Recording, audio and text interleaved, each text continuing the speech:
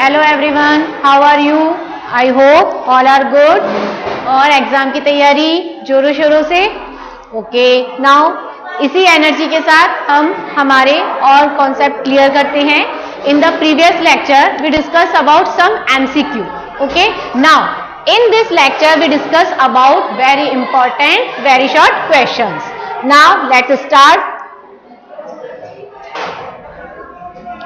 Now, first question is, name the component cell of the egg apparatus in an embryo sac. Okay, तो name the component cell of the egg apparatus in an embryo sac.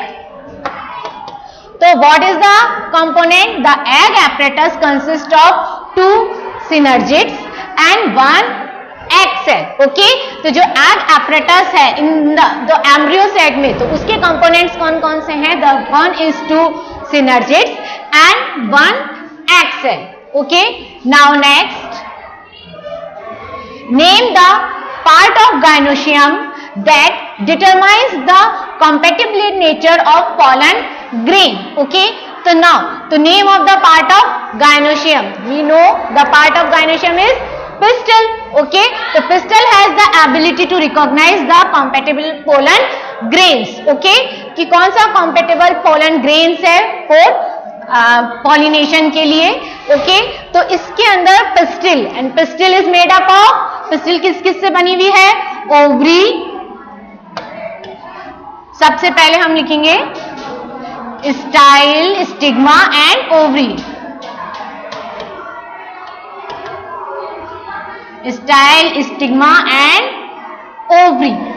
Okay, so these are the female reproductive parts, and all female reproductive parts are called pistil. Okay, and this is a gynoecium. Okay, now next, name the common function that cotyledons and nucellus perform. Okay, so no, cotyledon and nucellus contain abundant food which is utilized by the developing cells. Okay, तो ये cotyledons and nucellus का function क्या है? तो what is the main function of cotyledon and nucellus? Food, abundant food. Okay, तो which is utilized for developing the embryo and developing cell. And one more important और nucellus का एक और important function है कि ये क्या करता है? प्रिवेंट करता है हार्श एनवायरनमेंट में, उसको एम्ब्रियो को प्रिवेंट करता है, डेवलपिंग सेल को क्या करता है? प्रिवेंट करता है कि जो अनवांटेड कंडीशन है, कि जो हार्श कंडीशंस है, हार्श एनवायरनमेंट कंडीशंस है, जितनी भी हार्श कंडीशंस आती है उसमें न्यूसेलस प्रोटेक्ट करने का काम भी करता है। Now next, name the part of pistil which develop into fruit and seed. Okay, so which is fruit and which is develop into the seed. Okay, the ovary develops into fruits. Okay, it is very important कि जो ovary है develops into fruit and ovules develop into seeds. Okay, तो ovary किस में develop हो रही है? fruits में, and ovules develop into the seeds.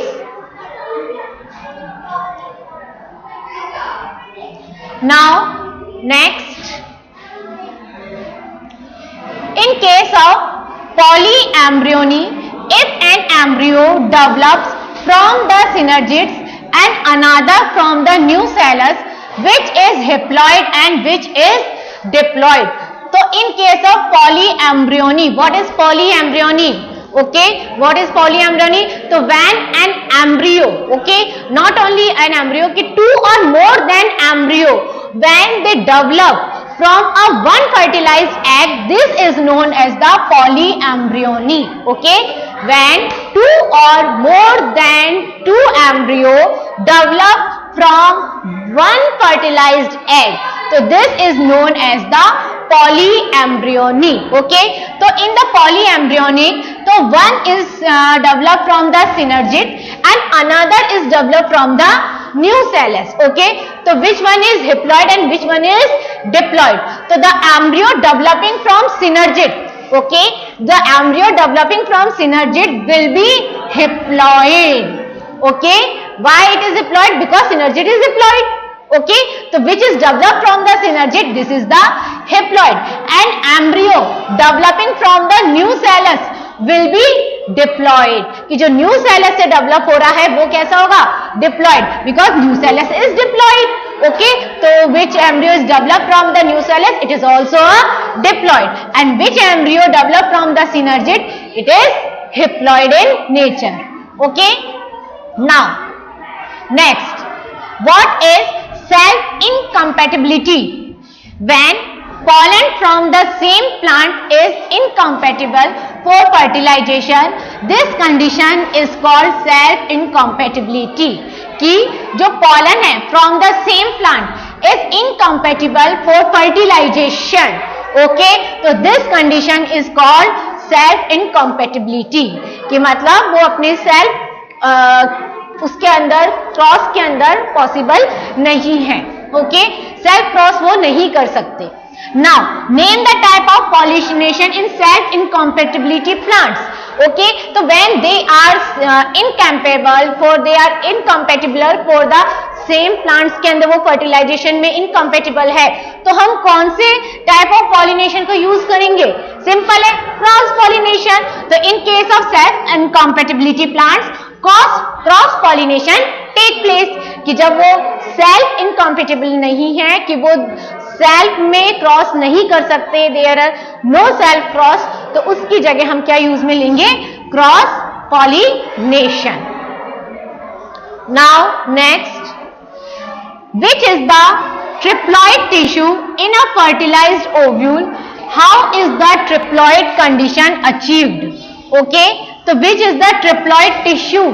Triploid tissue कि जब हमारा ट्रिप्लॉइड, जब हम इस तरह से जब हमारा एग होता है, ओके, ये यहाँ पे हमारे सिनर्जिड्स हैं लाइक दिस, ये हमारे न्यूक्लियस हैं, और ये यहाँ पर भी हमारे एपरेटस है. ठीक है, तो इसका मतलब कि जो ट्रिप्लॉइड टिश्यू, ओके, तो यहाँ पे इस तरीके से जब पॉलन ट्यूब के थ्रू पॉलन ग्रेन्स एंटर करते हैं, ये there are 2 pollen grains when they are enter, जब वो एंटर करते हैं तो ट्रिप्लॉइड टिश्यू, ट्रिप्लॉइड फॉर्मेशन कौन सी होती है कि भाई एक pollen grain तो इस सिनर्जिड के साथ अटैच हो जाएगा, तो यहाँ पे कौन सी कंडीशन होगी? 2n. Okay, and another pollen grain कहाँ जाएगा? यहाँ पे आके अटैच होगा, तो ये कौन सी कंडीशन हो जाएगी? 3n condition. तो which is the triploid tissue is a fertilized ovule? How is the triploid condition achieved? तो प्राइमरी एंडोस्पर्म न्यूक्लियस, तो ये क्या बनाएगा?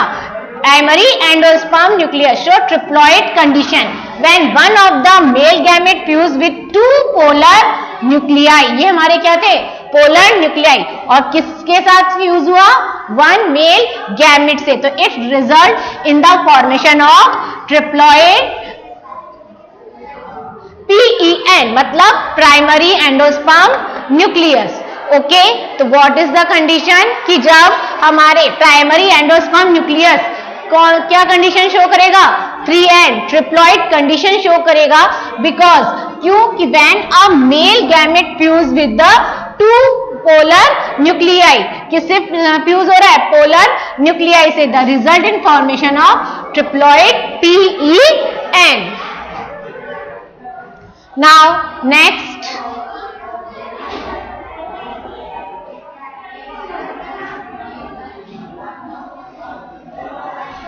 air pollination and fertilization necessary in apomixis. Give reason.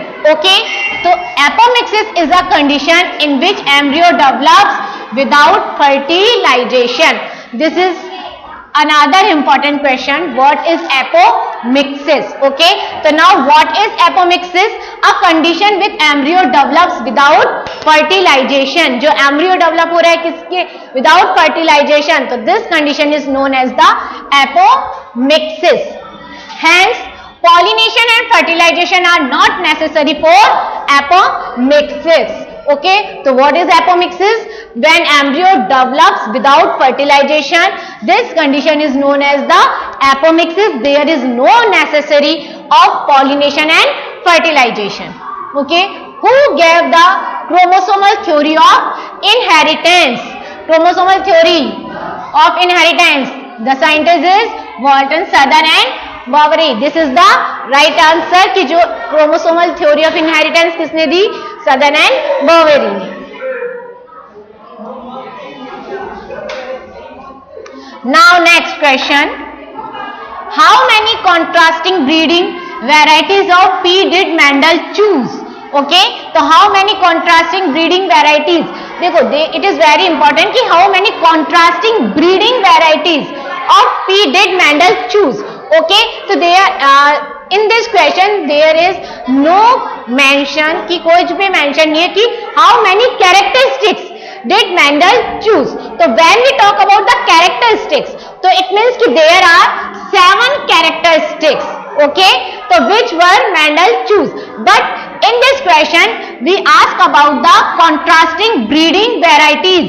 Okay, what is the question? Contrasting breeding varieties of peat plant. Okay, तो ये सारी कितनी होंगी?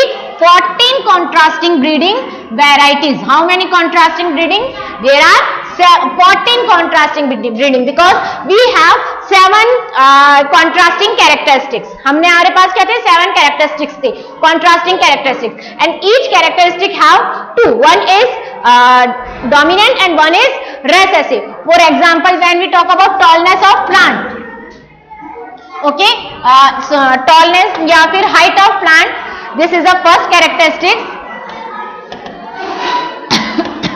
Height of plant. Okay, so in the height of plant, so capital T show the dominant characteristics of the plant. This is tallness, and small t show the dwarfness of the plant. So like this there are 14 contrasting breeding varieties. Okay, each characteristic have 2 breeding varieties. Okay, so we have 7 contrasting characteristics. It means कि we have 14 contrasting breeding varieties. Okay, now next. Okay, what does F1 mean? What does F1 mean in Mendel's experiment? Okay, so what does F1 mean? This is the first filial progeny. Okay, so what is the meaning of F1 generation? This is the first filial progeny. Now next, write the phenotypic and genotypic ratio of monohybrid cross. Okay, so what is the phenotypic and genotypic ratio? So the phenotypic genotypic ratio is 1:2:1. So 1 ratio it means all tall plants. Okay, and 2 it means कि these are hybrid. 1 capital T and second is small t, and the another one show is the small t. Okay, so this is the genotypic characteristics, the genotypic ratio 1:2:1. Okay, so now what is the phenotypic ratio? This is the 3:1 because all plants are look like tall plants but they are hybrid. But हम इसको क्या कहेंगे? The ratio is 3:1.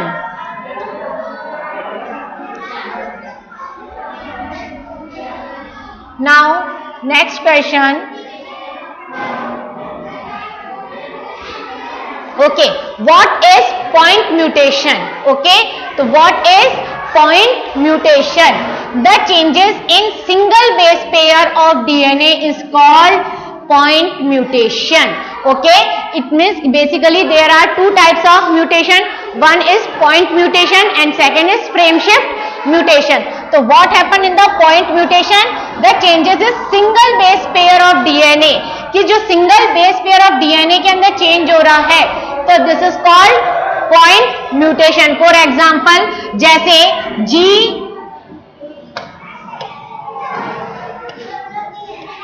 GAG, this is the code. Okay, so this is the code for glutamic acid. Okay, so when GAG is converted into the GUG, okay, so GUG, this is the valine. Okay, this code for the glutamic acid and GUG, this is for the valine. Okay, so what happened in here?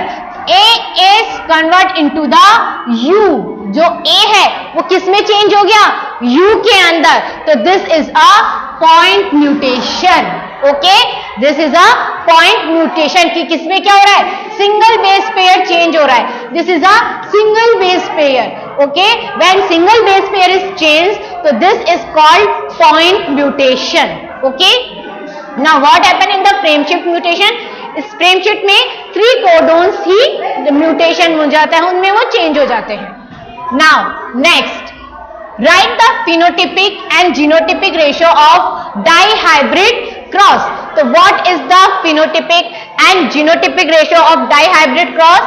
The phenotypic ratio is 9:3:3:1 and the genotypic ratio is 1:2:2:4:1:2:1 2:1. Okay, so this is the genotypic ratio. Okay, ये कैसे आता है हम हमारे previous lectures में discuss कर चुके हैं. एंड फिनोटिपिक रेशो ये भी हम हमारे प्रीवियस लेक्चर में डिस्कस कर चुके हैं. Now next, if a child has 47 chromosome instead of 46, then what type of disorder is likely to occur in that child? Okay, so if a child has 47 chromosome instead of 46, okay, because in the normal human being there are 46 number of chromosome. Okay, 46 number of chromosome and 23 pair of chromosome in a normal human being. Okay, so when we talk about the normal human being, so there is 46 number of chromosomes and 23 pair of chromosome. But what happened? A child has 47 chromosome. Okay, so what type of disorder is likely to occur in that child? Okay, so it means कि there will be a possibility of that child having a disorder called क्या होगा? Called Down syndrome. This order is Down syndrome. So this Down syndrome is trisomy. Okay, this is the trisomy. It means कि when at 21 number of chromosome, 21 number of chromosome की क्या हो रही है?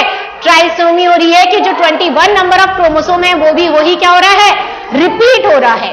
That's why this is a trisomy कि 21 number वाले chromosome क्या हो रहा है? रिपीट हो रहा है.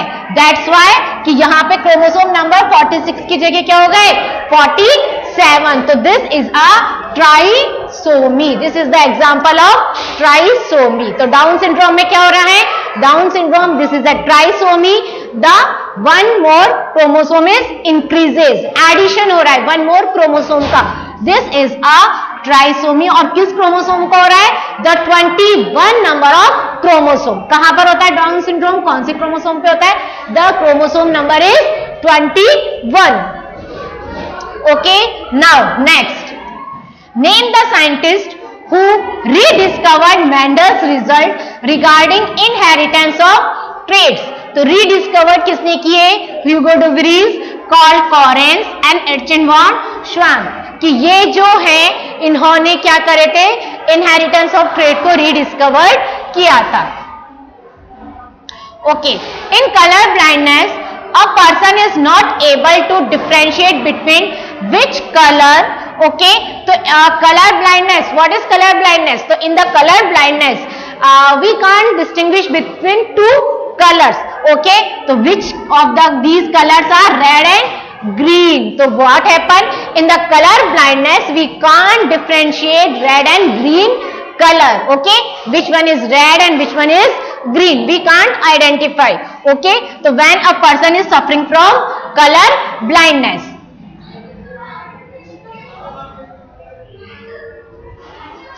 Now next question, what is cistron? Okay, what is cistron?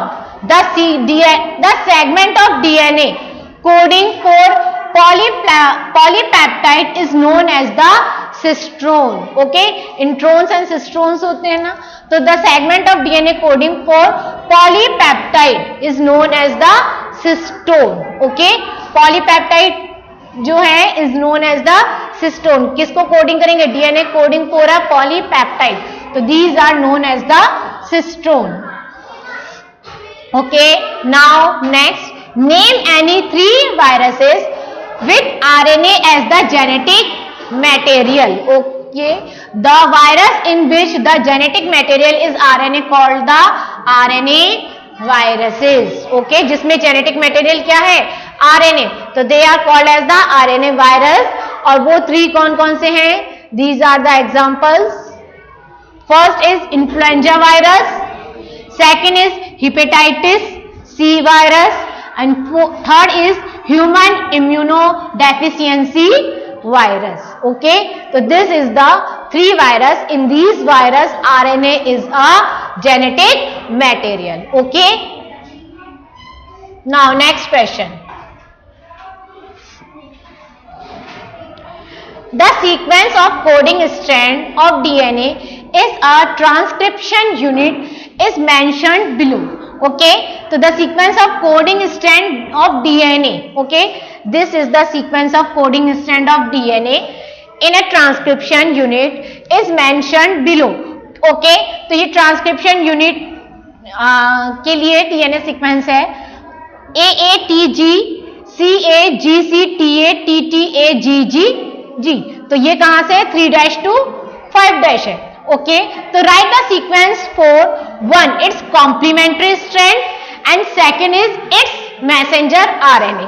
Okay, तो this is the coding strand. Okay, what is this? This is a coding strand. And now we will find the just opposite. कौन से strand find करेंगे? Complementary strand. Okay, when AA is convert with the T.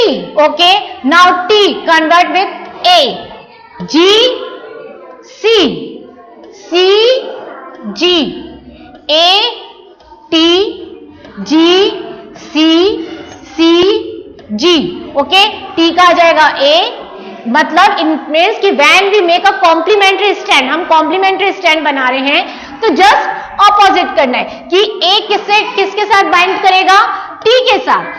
और G किसके साथ bind करेगा? C के साथ. C किसके साथ बाइंड करेगा? G के साथ. और T किसके साथ बाइंड करेगा? A के साथ. तो in the complementary strand just इसके ऑपोजिट स्ट्रैंड्स हमें लिखने हैं, बट इट मेक श्योर कि that this is the 3' to 5'. तो new complementary strand is 5' to 3'. कहां पर होगा? 5' to 3' होगा. Okay, now this is the complementary strand. What? It's messenger RNA. Okay, so now what is the change into the messenger RNA? Okay, we know that कि जो messenger RNA में T की जगह क्या होता है? U. T की जगह क्या होता है? U. Okay, तो all T जो वो किस में कन्वर्ट हो जाएगा? U के अंदर, क्योंकि AA T की जगह क्या आ जाएगा? U. GC. ओके, और जहां पर है कि इस मैसेंजर आने जितने भी मैसेंजर आ ए के साथ क्या बाइंड होगा? ए के साथ बाइंड होगा यू. ओके,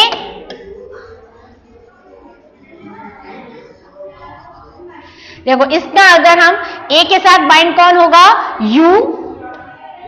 टी के साथ बाइंड होगा ए. जी के साथ बाइंड होगा सी. सी के साथ बाइंड होगा सी के साथ बाइंड होगा जी. नाउ फिर ए के साथ बाइंड होगा यू. जी के साथ बाइंड होगा सी. सी के साथ बाइंड होगा जी. ओके, नाउ फिर टी की जगह क्या आ जाएगा? टी के साथ बाइंड होगा ए. ओके, और ए की जगह आ जाएगा यू. टी की जगह ए. ओके, और ए की जगह ए किसके साथ बाइंड होगा? यू के साथ. और जी किसके साथ बाइंड होंगे? सी के साथ. इट मीन्स कि व्हाट इज द चेंज? कि चेंज क्या होगा कि इसके अंदर जो, इसमें शायद थोड़ा सा कंफ्यूजन है, ये वाली सीक्वेंस इसको हम यू कर सकते हैं कि जो ए के साथ बाइंड होगा, ए के साथ बाइंड होगा वो होगा यू. ओके, और टी किसके साथ बाइंड होगा? ए के साथ. तो जब हम मैसेंजर आरएनए बनाते हैं तो इट मीन्स कि when we make messenger RNA, okay, तो in the messenger RNA T replace हो जाएगा यूरेसिल से. Okay, T means thymine. Okay, thymine is replace with the uracil. Okay, तो थायमिन किससे रिप्लेस हो रहा है? यूरेसिल से. तो A किससे बाइंड हो जाएगा? U से.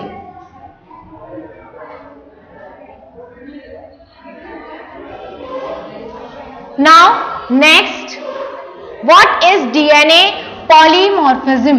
Okay, so DNA polymorphism is the variation in the DNA sequence arising due to mutation at non-coding sequence. Okay, तो what happened कि what is DNA polymerization? कि DNA polymerization is the variation in the DNA sequence. जो DNA sequence की के अंदर जो variation है वो किसके? Due to mutation. Mutation, due to the mutation की वजह से कि जो वेरिएशंस अकर हो रहे हैं किसकी वजह से? Due to the mutation. और किसमें?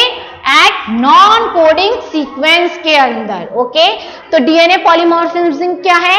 The variation in the DNA sequence. DNA sequence है, उसके अंदर जो वेरिएशन हो रही है, वेरिएशन किसकी वजह से हो रही है? Due to the mutation. Mutation की वजह से वेरिएशन हो रही है और कहां पर हो रही है? एट नॉन कोडिंग सीक्वेंस पे. ओके, तो this is the DNA polymorphism. Okay, now next,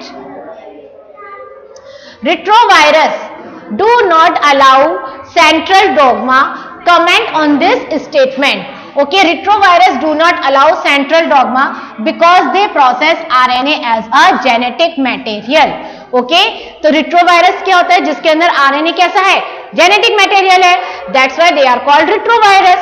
Okay, तो instead of DNA which is later converted into DNA by the enzyme reverse transcriptase. Okay, so it means कि what is central dogma? Okay, important point. What is central dogma? Central dogma it means कि when DNA convert into DNA. Okay, इसको हम यूं भी लिख सकते हैं. When DNA, okay, convert into DNA. So this process is replication. Okay, and now when DNA convert into the किसमें convert होगा? RNA में.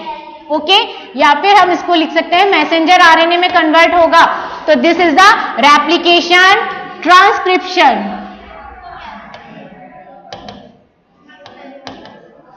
Okay, now when messenger RNA convert into the protein.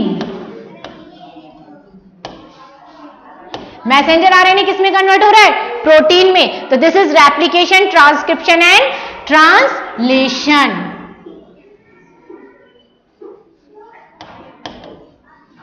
Okay, so this is a replication, this is a central dogma.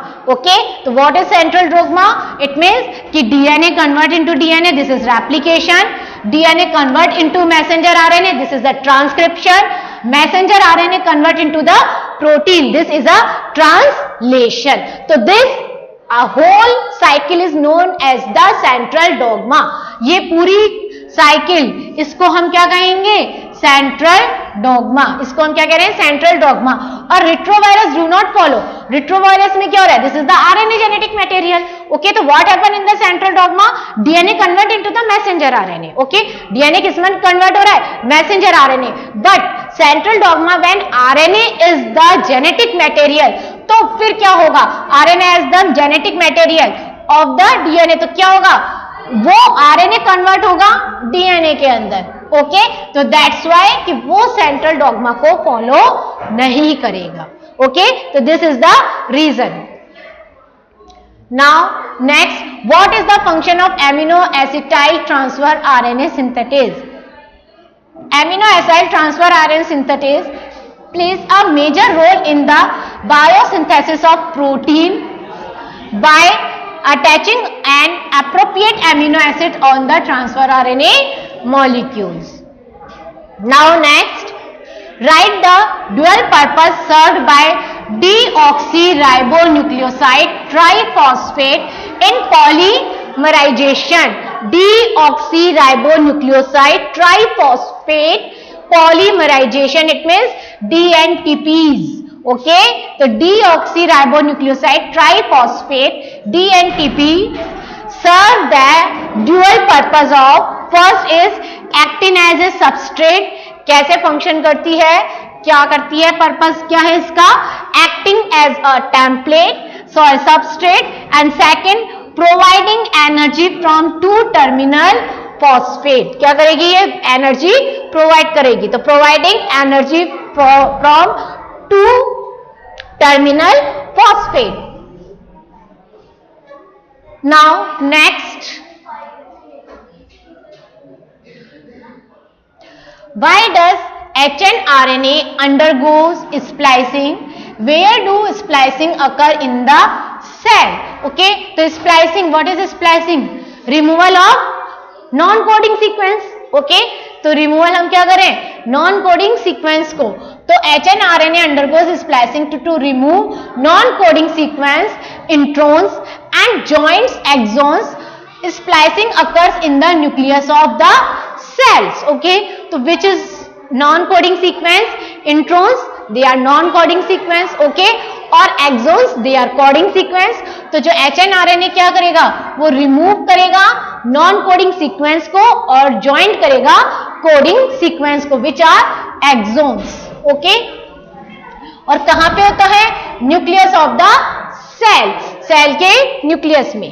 Okay, now next, name the enzyme that transcribes hnRNA in eukaryotes और write the function of RNA polymerase second.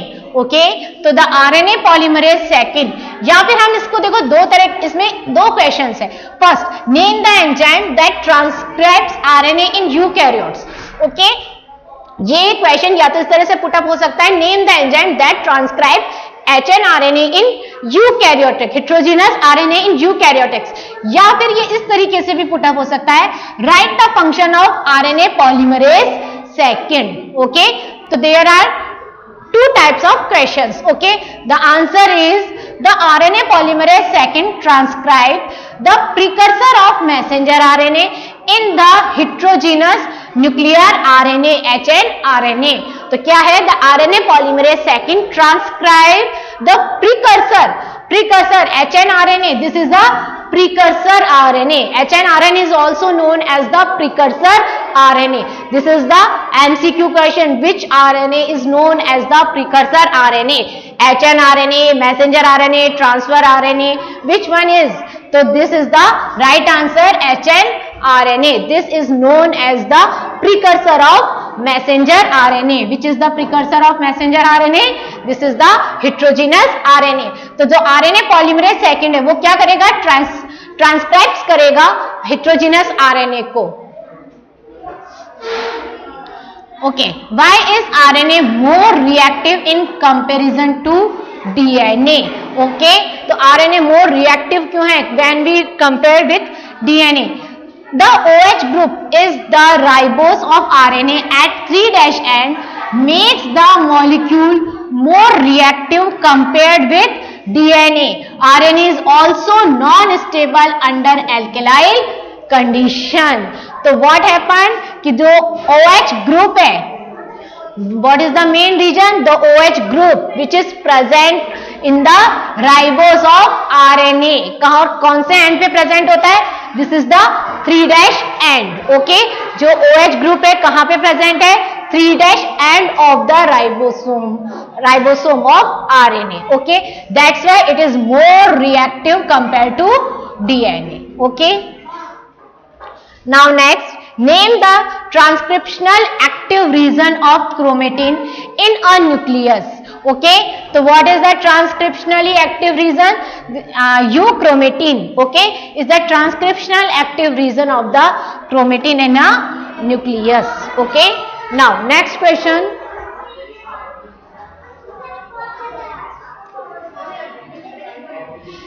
Name the enzyme that joins the small fragment of DNA of lagging strand during DNA replication. Okay, so in the DNA replication, two strands are formed. One is lagging strand and second is leading strands. Okay, and lagging strands, this is a मतलब name the enzyme that joins the small fragments. Okay, तो ये जो lagging strands है which is form as a small fragments की like that कि this is a DNA. Okay, एक तो strand हमारा यू कंटिन्यू बन जाता है और एक स्ट्रैंड हमारा इस तरीके से फ्रेगमेंट्स में बनता है. ओके, तो name the enzyme that join the small fragments. ये जो स्मॉल फ्रेगमेंट्स लाइक स्ट्रक्चर है ये कौन से कहलाएंगे? DNA of a lagging strands. ये कौन से स्ट्रैंड्स कहलाएंगे? This is a lagging strands. Okay, and which enzyme is responsible for the joining of these fragments? तो what is the enzyme? The enzyme is DNA ligase. Okay, so DNA ligase, this is the enzyme which join the all lagging strands. Okay, all small fragments, जो सभी small fragments को क्या कर रहा है? join कर रहा है. Now, which one of an intron and an axon is the reminiscent of antiquity?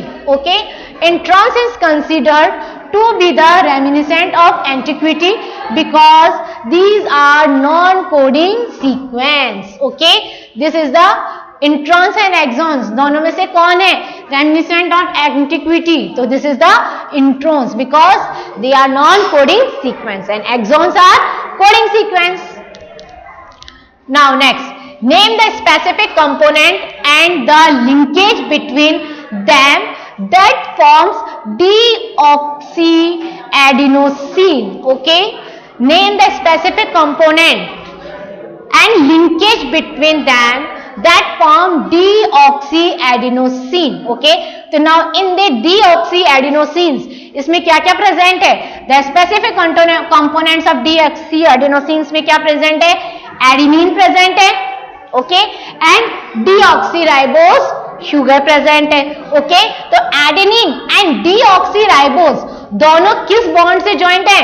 They are linked with by N glycosidic linkage. Okay, तो deoxy adenosine it means adenosine, adenine is present. Okay, and deoxy it means कि deoxyribose sugar is present. Okay, and it means कि ये दोनों adenine and deoxyribose both are attach with the N glycosidic linkage. दोनों किससे attach है? N glycosidic linkage से attach है. Now name the two basic amino acids that provide positive charges to histone protein. It is very important. Which charge is present on histone protein? This is one more question. Which charge is present on histone protein? The answer is positive charge. Positive charge is present on histone protein. And what is the reason of positive charge? Which amino acid is responsible for this positive charge? So what is which amino acid is responsible for this positive charge? This is the lysine and arginine. Okay, क्या है ये? lysine और arginine है. These are the two amino acids. Okay, that provides, वो क्या करते हैं? histone protein को क्या provide करा रहे हैं? positive charge. Now next,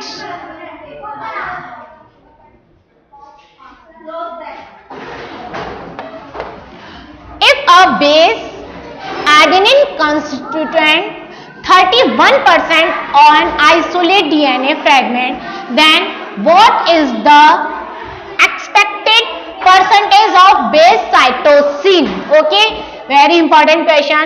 If the base adenine constituent 31% of an isolated DNA fragment, okay, then what is the accepted percentage of the base cytosine is? Okay, now we know that there are purine and pyrimidines. Okay, purines और pyrimidines present होते हैं. Okay, तो purines कौन से हैं और pyrimidines कौन से हैं? Purines Ag and pyrimidines Ct. Okay, तो now A plus G, okay, both are equal. A और G कैसे होंगे? कि मतलब A और G तो क्या? A हमेशा बाइंड किसके साथ होगा? T से. A always bind with T with the double bond. Okay, A always bind with the T. Okay, किससे होगा? डबल बॉन्ड से. And G always bind with the C with the help of triple bond, triple hydrogen bond. A always bind with T with the double hydrogen bond, and G always bind with C with the triple bond. And the A and G, इन दोनों का जो ratio है A plus G is always equal to the T plus C या C plus T. दोनों कैसे होंगे? Equal होंगे. A plus G, A और G के जो नंबर होंगे, फॉर एग्जाम्पल अगर ये 20 है तो ये भी कितने होंगे? T और C दोनों कितने होंगे? 20. ओके, तो दोनों का जो एडिशन है, purine always equals to the pyrimidines. Okay, तो purines it means A plus G always equals to the C plus T. दोनों एक दूसरे के क्या होंगे? इक्वल होंगे. ओके, तो now A plus G equals to C plus T equals to 50%. Okay, now we know that if A equals to 31%, A is 31%. Okay, A equals to 31%. Okay, तो obviously T equals to 31%. T equals to 31% because A always bind with the T. Okay, क्या हो रहा है कि A हमेशा किससे bind हो रहा है? T से. तो A is 31%, तो T भी क्या होगा? 31%. Okay, and if T is 31%, okay, तो we know that C and T plus 50%, C, T और A, G all are 50%, 50% है ना, तो C, T plus क्या है? 50%. तो we have the value of 50% और we have the value of T. तो हम इसको सब्सट्रैक्ट कर देंगे 50 minus 31, तो दिस इज द 90%. ओके, तो 19% क्या होगा हमारा? C. अगर 19% C है तो ऑब्वियसली अगर C इक्वल्स टू 19%, तो G क्या होगा? G is also 19%. G is also 19% because C always equals to the G, because C किससे बाइंड हो रहा है? G से. तो अगर ये 90% है, ये 19% है, तो G भी क्या होगा? 19%. That's by this we can identify the value of G, C. Okay, हम इसके थ्रू G और C की वैल्यू आइडेंटिफाई कर सकते हैं. Now next, mention the function of the non histone protein. Non histone protein का क्या फंक्शन है? Packaging of chromatin. Now next, during the translation what role is performed by transfer RNA? A, structural role, and second is transfer of amino acid. This is the main role of transfer RNA. Now next, RNA virus mutate and evolve faster than other virus. Why? Okay, तो the OH group is present और RNA, हमने ये पहले भी देखा था, which is reactive group, जो क्या है? रिएक्टिव है, and it is unstable and mutants faster. Unstable है इसलिए जल्दी म्यूटेंट करता है. Now next, name the part X and Y of the transcriptional unit given below. X and Y, okay, जो ट्रांसक्रिप्शनल यूनिट है उसके अंदर X as a template strand and Y is a terminator strand. X कैसा है हमारा? Template strand है, और Y कैसा है हमारा? Terminator strand. Okay, now next, mention the dual function of AUG. AUG, what is the AUG? This is a start codon. Okay, act as a initiation codon या फिर start codon of the 4 protein synthesis. Okay, it is very important कि जो AUG है it is a initiation codon या फिर हम इसको क्या कह सकते हैं? start codon, and it codes for methionine. Methionine, this is a amino acid which is coded by the AUG. Now next, name the process in which unwanted messenger RNA regions are removed and wanted regions are joined. अभी हमने just ऊपर किया था कि जो unwanted messenger RNA reason है वो क्या कर देते हैं? रिमूव, और वांटेड रीजन्स को हम क्या करते हैं? ज्वाइन. तो this is known as the RNA splicing, इसे हम क्या कहेंगे? RNA splicing. Splicing it means removal of unwanted regions and join the wanted regions. Okay, now next give the initiation codon for protein synthesis, name the amino acid it code for. Okay, so give the initiation codon for protein synthesis. What is the initiation codon? AUG, and name the amino acid it codes for methionine. Just question same answer, question को हम कैसे भी put up कर सकते हैं. Framing of questions, different different framing. Okay, in which direction the new strand of DNA synthesized during DNA replication. Okay, in which direction, जो new strand है DNA replication, किस डायरेक्शन में सिंथेसिस होता है?